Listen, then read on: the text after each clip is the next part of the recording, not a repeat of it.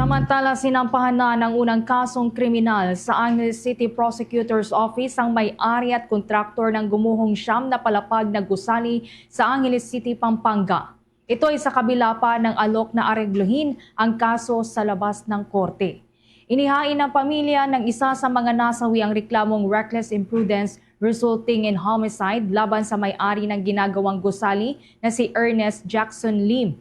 Gayon din ang isa pang may-aring at gayon din kontraktor na si Johnson Co, maging ang engineer na si Arlo Managsil at 7 iba pa. Ang paghahain ng complainant ng reklamo laban sa mga nabanggit na individual ay upang mabigyan ng hustisya ang pagkamatay ng kanyang 19 anyos na kaanak na si Mark Lawrence Sapungay, na ikalawang biktimang na-recover mula sa gumuhong gusali.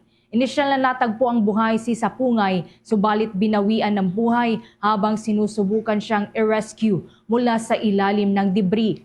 Ayon naman kay Attorney Darwin Reyes, opisyal na tagapagsalita sa legal matters may kaugnayan sa Balibago Building Collapse Investigation, mas marami pang mga complainant ang inaasahang lalantad sa mga susunod na araw.